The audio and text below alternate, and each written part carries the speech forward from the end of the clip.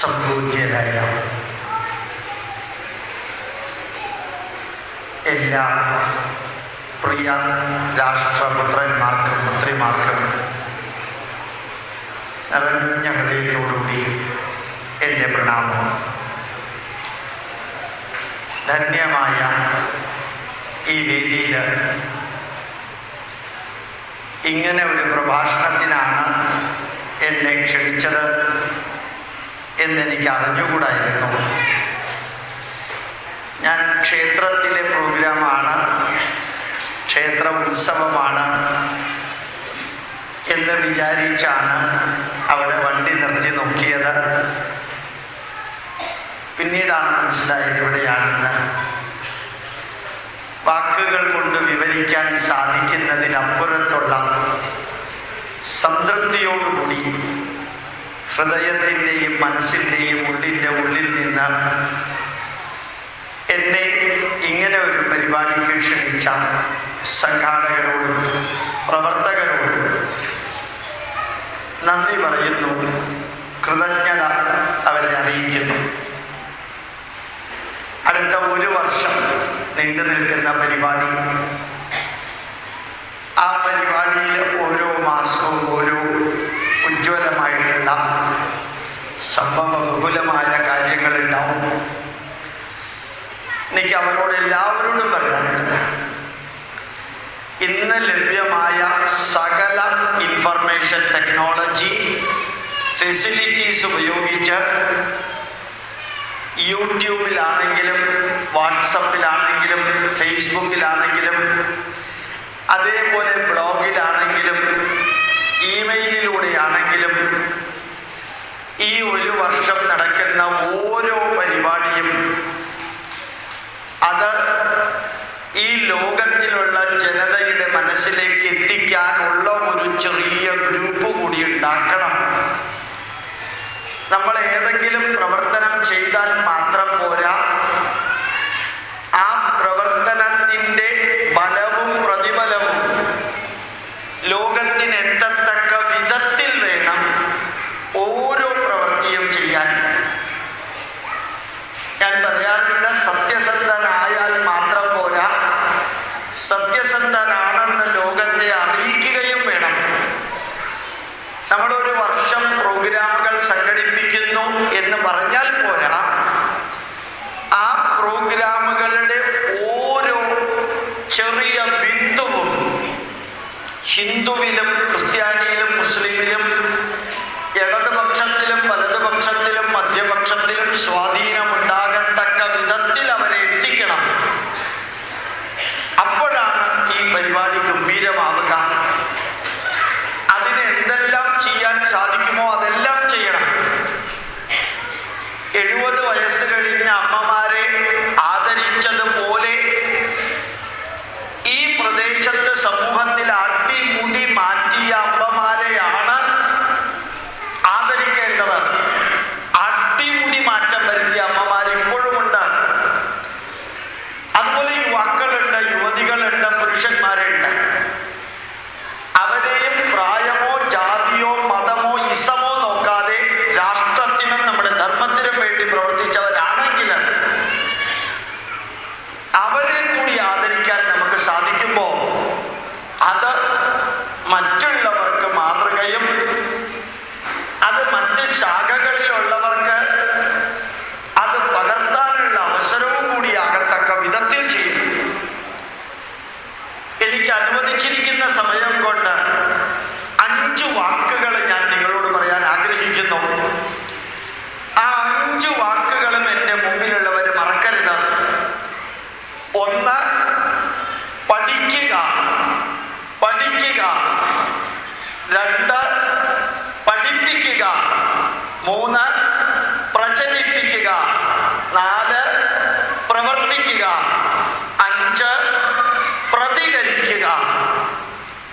എല്ലാം ആരംഭിക്കുന്ന പ എന്ന അക്ഷരത്തിലാണ്. പഠിക്കുക, പഠിപ്പിക്കുക, പ്രചരിപ്പിക്കുക, പ്രവർത്തിക്കുക, പ്രതികരിക്കുക. യഥാർത്ഥത്തിൽ ഇത്രയും ഉജ്ജ്വലമായിട്ടൊരു വലിയ ഹാളില്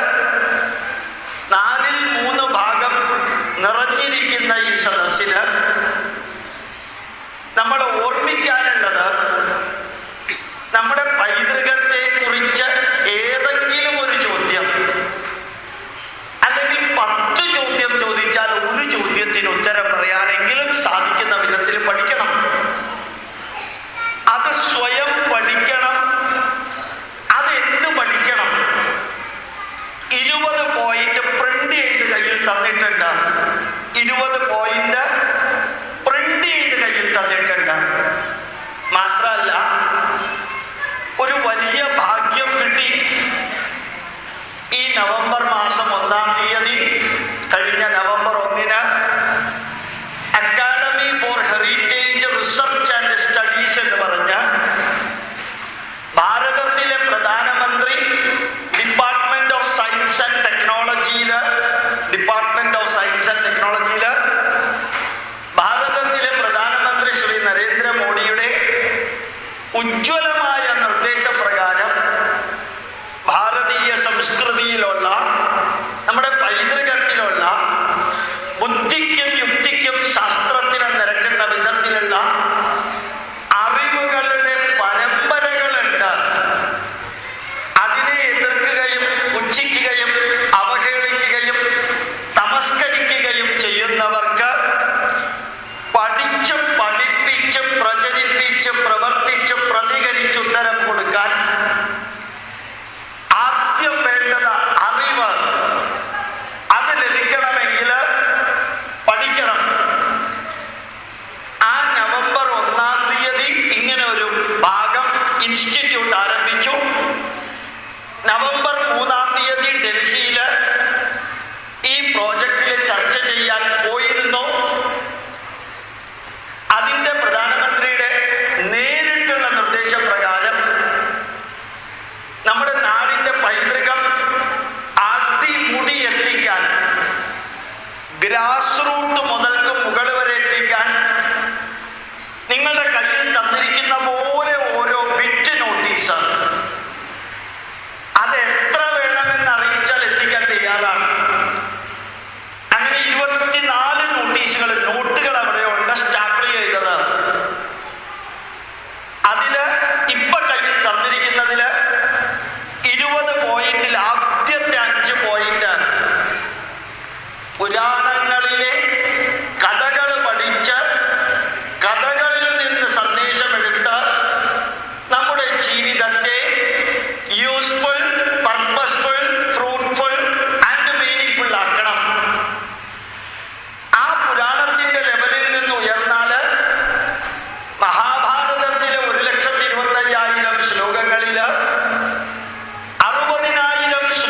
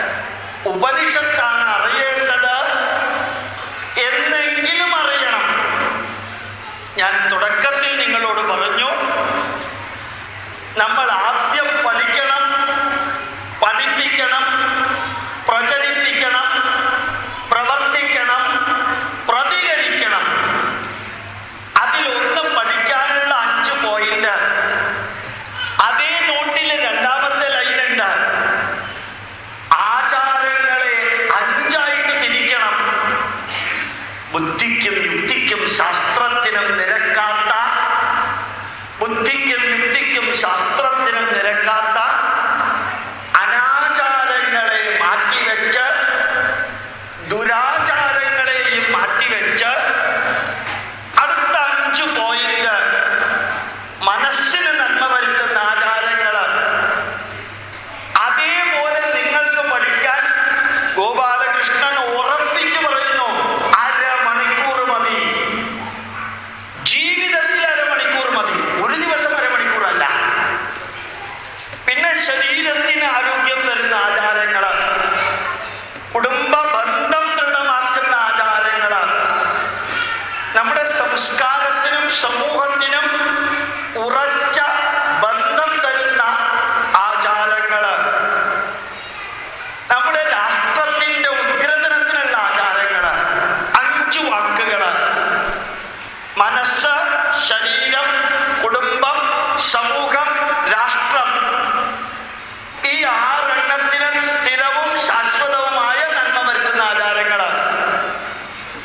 അതിനു മുമ്പ് പറഞ്ഞ 5 വാക്ക് പുരാണം, മഹാഭാരതം, രാമായണം, വേദം, ഉപനിഷത്ത്. ആദ്യം പറഞ്ഞ 5, രണ്ടാമത് പറഞ്ഞ 5, അടുത്ത 5 ഭാരതീയ ആത്മീയത.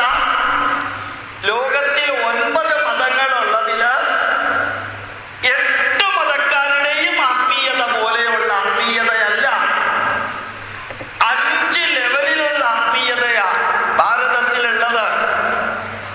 ക്ഷേത്രത്തിന്റെ ലെവലിലുള്ള ആത്മീയത.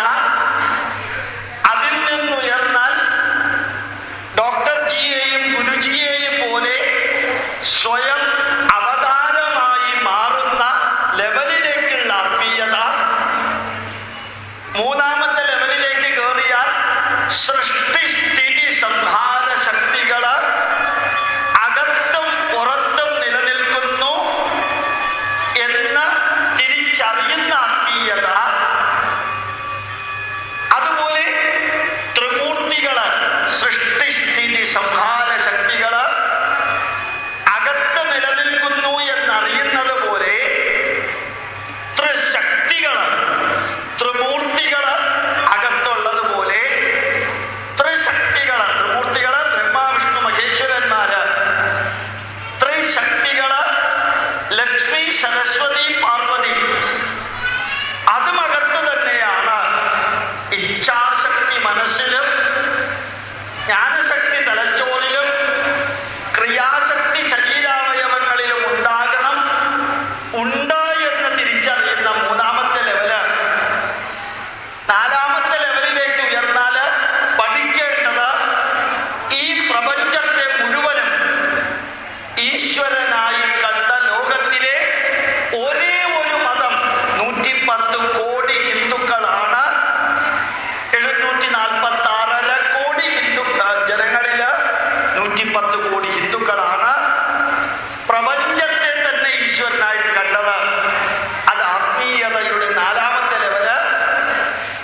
5ാമത്തെ ലെവലിൽ എത്തിയാൽ മനസ്സിലാക്കാൻ ബുദ്ധിമുട്ടാണെങ്കിലും ജീവാത്മാവ്, പരമാത്മാവ്, പഞ്ചഭൂതം തുടങ്ങിയ വിഷയങ്ങള്. 15 പോയിന്റുകള്. എന്റെ മുമ്പിലുള്ളവരെല്ലാം പഠിക്കണമെന്ന് പറയില്ല, മറിച്ച് അതിൽ നിങ്ങൾക്കിഷ്ടം പുരാണമാണെങ്കിൽ പുരാണ കഥകൾ പഠിച്ച് മക്കൾക്ക് പറഞ്ഞു കൊടുക്കാം. മഹാഭാരതത്തിലെ കഥകളും അനുഭവങ്ങളും പഠിച്ച് പറഞ്ഞു കൊടുക്കാം.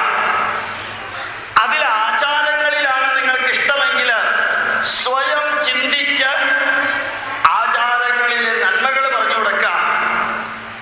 കഴിഞ്ഞ തലമുറ നമ്മളെ ഏൽപ്പിച്ച ധന്യമായ ഉത്തരവാദിത്വം, അറിവ് അടുത്ത തലമുറയ്ക്ക് കൊടുക്കുക.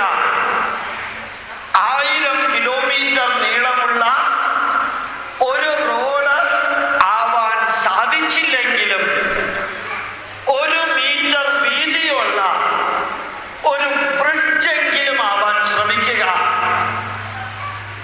ആ റോഡില് ഇടയ്ക്കൊരു പാലമുണ്ടെങ്കിൽ ആ പാലത്തിന്റെ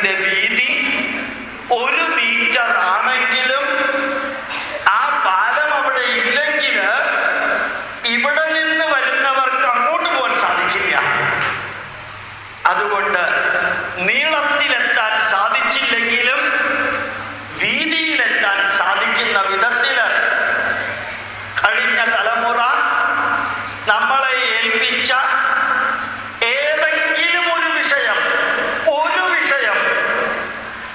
അടുത്ത തലമുറയ്ക്ക് കൊടുക്കാൻ നിങ്ങൾക്ക് സാധിക്കണം. നിങ്ങൾക്കിഷ്ടം ഫ്ലൂട്ടാണെങ്കിൽ ആ ഫ്ലൂട്ട് ആരെങ്കിലും പഠിപ്പിക്കാം.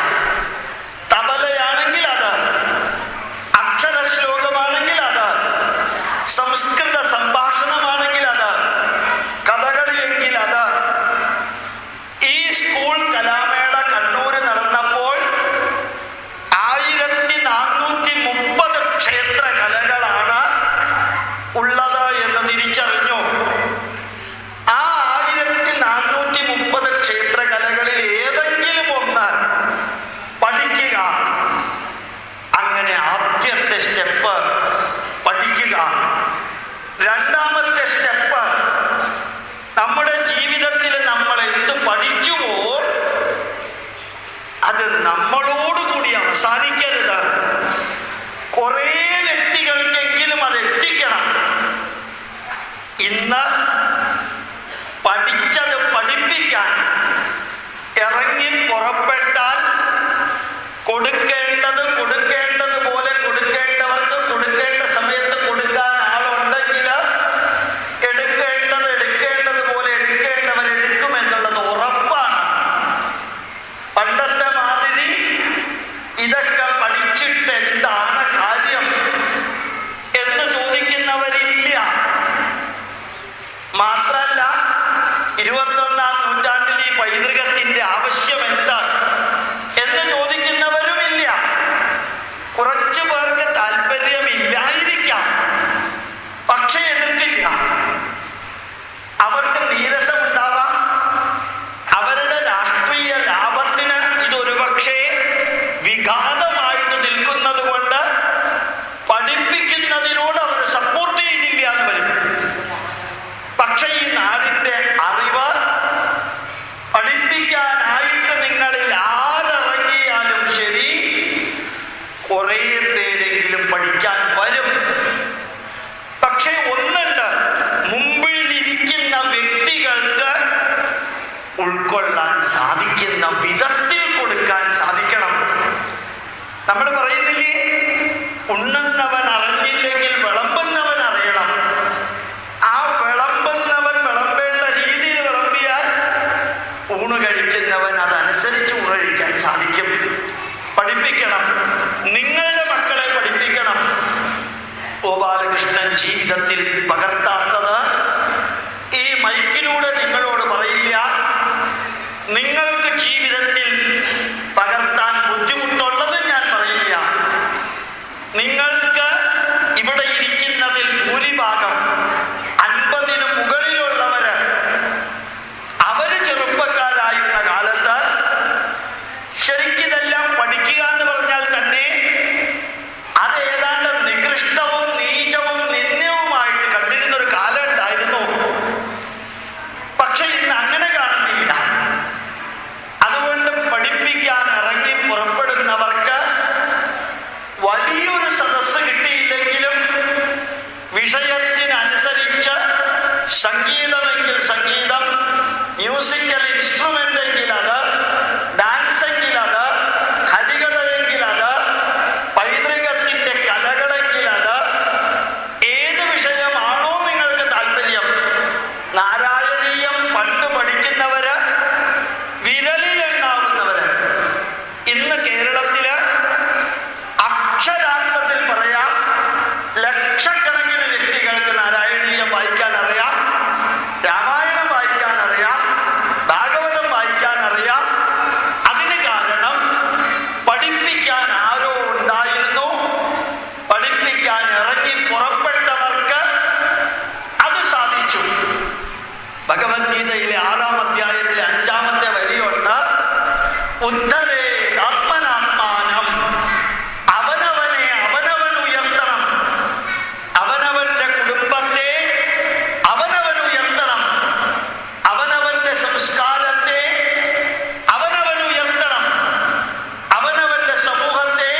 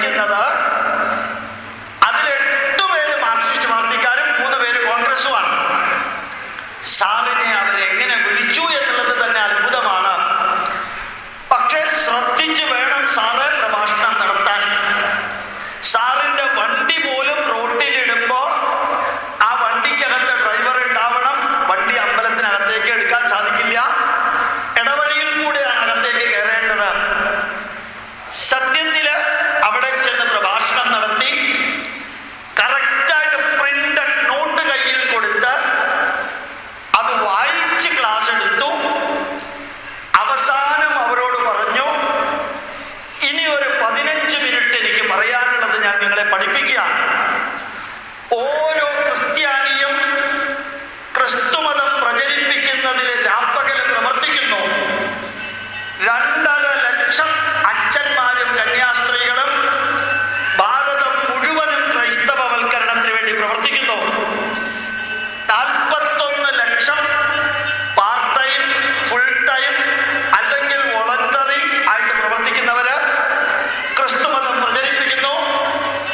ഓരോ ക്രിസ്ത്യാനിയും ഞാൻ ക്രിസ്ത്യാനിയാണെന്നുള്ളതിൽ അഭിമാനിക്കുന്നു. ഓരോ മുസ്ലിമും ഒരു ചെറിയ കുട്ടിയാണെങ്കിൽ പോലും മദ്രസയില് ഖുർആനും ഇസ്ലാമിനെയും കുറിച്ച് പഠിപ്പിക്കുന്നു. അവരവരുടെ സംഖ്യ വർദ്ധിപ്പിക്കാൻ സാധിക്കുന്ന രീതികളെല്ലാം ഉപയോഗിക്കുന്നു. അവര് മുസ്ലിം ആയതില് അസാധാരണമാം വിധത്തില് അഭിമാനിക്കുന്നു. അതേ സമയത്ത് ഹിന്ദുവിന് ഒരിക്കലും ഹിന്ദു പറഞ്ഞിട്ടില്ല എന്റെ ദൈവം മാത്രം ശരി, എന്റെ വഴി മാത്രം ശരി, എന്റെ മതം മാത്രം ശരി, എന്റെ ദൈവമാണ് ഏക രക്ഷകൻ, ഈ ദൈവത്തെ അല്ലാതെ മറ്റൊരു ദൈവത്തെ നീ ആരാധിക്കരുത് എന്ന് ഹിന്ദു ഒരിക്കലും പറഞ്ഞിട്ടില്ല. നമ്മൾ എന്നും പ്രാർത്ഥിച്ചത് ലോകാ സമസ്ത സുഖിനോ ഭവന്തു എന്നാണ്. നമ്മൾ ഒരിക്കലും പ്രാർത്ഥിച്ചിട്ടില്ല ഭാരതീയാഃ സമസ്ത സുഖിനോ ഭവന്തു എന്ന്. നമ്മൾ ഒരിക്കലും പ്രാർത്ഥിച്ചിട്ടില്ല ഹൈന്ദവാഃ സമസ്ത സുഖിനോ ഭവന്തു എന്ന്. ഇത്രയും ഞാൻ അവിടെ പോയിന്റ് ബൈ പോയിന്റ് ആയി പറഞ്ഞ് എന്നിട്ട് ഞാൻ അവരോട് പറഞ്ഞു, ആയിരക്കണക്കിന് ഗ്രന്ഥങ്ങൾ, ആയിരക്കണക്കിന് ആചാര്യന്മാര് ആയിരക്കണക്കിന് വിഷയങ്ങളിൽ ആയിരക്കണക്കിന് വർഷങ്ങളായിട്ട് എഴുതിയതാണ് നമ്മുടെ പൈതൃകം. ഒരു ഗ്രന്ഥത്തിലൂടെ മാനവരാശിക്ക് ആവശ്യമായിട്ടുള്ളതെല്ലാം കൊടുക്കാൻ സാധ്യമല്ല എന്ന് നമ്മുടെ പൂർവികർക്ക് അറിയാമായിരുന്നു. അതുകൊണ്ട് അവർ ഇത്രയും ഗ്രന്ഥങ്ങൾ എഴുതി. ഒരു ആചാര്യൻ വിചാരിച്ചാലും ഇത്ര അറിവുകൾ കൊടുക്കാൻ സാധിക്കില്ല എന്ന് നമ്മുടെ പൂർവികർക്ക് അറിയാമായിരുന്നു. ഒരു കാലഘട്ടത്തിൽ എഴുതിയ പുസ്തകം എല്ലാ കാലഘട്ടത്തിലേക്കും ഒരുപോലെ ഉപയോഗിക്കാൻ സാധിക്കില്ല എന്ന് പൂർവികർക്ക് അറിയാമായിരുന്നു. എന്നിട്ട് മേനംകുളം അമ്പലത്തിൽ എന്റെ മുമ്പിലുള്ളവരോട് പറഞ്ഞു, ഒരു ചോദ്യം ചോദിക്കാം. ക്രിസ്ത്യാനികൾക്ക് 4ാം ക്ലാസ് വരെ പഠിച്ചവനും 10ാം ക്ലാസ് വരെ പഠിച്ചവനും MSc പഠിച്ചവനും PhD പഠിച്ചവനും ഒരു ബൈബിളേ ഉള്ളൂ. മുസ്ലിങ്ങൾക്കും ഒരു പുസ്തകമേ ഉള്ളൂ. ഹിന്ദുവിനതല്ല. ചുവട്ടിൽ നിന്ന് മുകളിലേക്ക് പോകുന്നതിനനുസരിച്ച്, ഇന്റലക്ച്വൽ കപ്പാസിറ്റി കൂടുന്നതിനനുസരിച്ച്, സൈക്കോളജിക്കൽ കപ്പാസിറ്റി കൂടുന്നതിനനുസരിച്ച്, അക്കാഡമിക് ക്വാളിഫിക്കേഷൻ കൂടുന്നതിനനുസരിച്ച്, social and financial and economical status കൂടുന്നതിനനുസരിച്ച് പുസ്തകത്തിന്റെ ലെവല് മാറുന്ന ലോകത്തിലെ ഒരേ ഒരു മതം, ഒരേ ഒരു ധർമ്മം ഹിന്ദുവാണ്. എന്നിട്ട് ഞാൻ അവരോട് പറഞ്ഞു, 10 മിനിറ്റ് നിങ്ങൾക്ക് ഇഷ്ടപ്പെടാത്തതാണ് ഞാൻ ഇത്രയും നേരം പറഞ്ഞതെന്ന് എനിക്കറിയാം. നിങ്ങൾ പല രാഷ്ട്രീയ പാർട്ടിയിലുള്ളവരാണെന്നും എനിക്കറിയാം. പക്ഷേ ഗോപാലകൃഷ്ണൻ അല്ലാതെ നിങ്ങളോട് ഇത് പറയാൻ വേറെ ആരുമില്ല. ഇനി ഞാൻ ഒരു വരിയും കൂടി പറയുന്നു. ഇനിയൊരു 100 ജന്മമുണ്ടെങ്കിൽ ഈ പരമപവിത്രമായ ഭാരതത്തിന്റെ മടിത്തട്ടില് ഒരു ഹിന്ദുവായി തന്നെ ജനിക്കാൻ, ജന്മം ലഭിക്കാൻ ഭാഗ്യം കിട്ടണമേ ജഗതീശ്വര എന്ന് ഞാൻ പ്രാർത്ഥിക്കുന്നു. രാവിലെയും വൈകുന്നേരവും നിങ്ങളത് പ്രാർത്ഥിക്കണം. നിങ്ങൾ ഏത് രാഷ്ട്രീയ പാർട്ടിയിലുള്ളവനാണോ അത് നിങ്ങളുടെ സ്വാതന്ത്ര്യം. ആ ഹിന്ദുവാകാൻ അഭിമാനത്തോടുകൂടി തല ഉയർത്തി നിന്ന് പറയാൻ നിങ്ങൾക്ക് സാധിക്കട്ടെ. നിങ്ങളത് സ്വീകരിക്കണമെന്ന് എനിക്ക് നിർബന്ധമില്ല. പക്ഷെ പറയാതിരിക്കാൻ വൃത്തിയില്ല. ഇവിടൊക്കെ ക്ലാസ് എടുക്കാൻ വരുന്നതിന് മുമ്പ് എന്നോട് 2-3 പേര് വിളിച്ചു പറഞ്ഞു, സാർ പറയാൻ പോകുന്നത് അതേപോലെ സ്വീകരിക്കുന്ന വ്യക്തികളായിരിക്കില്ല ഒരു പക്ഷെ മുമ്പിലുള്ളത്, ശ്രദ്ധിച്ചു പറയണമെന്ന്. ആ നിർദ്ദേശം തന്നെയാണ് എന്നെ കൊണ്ട് ഇത് പറയിപ്പിച്ചത് എന്ന്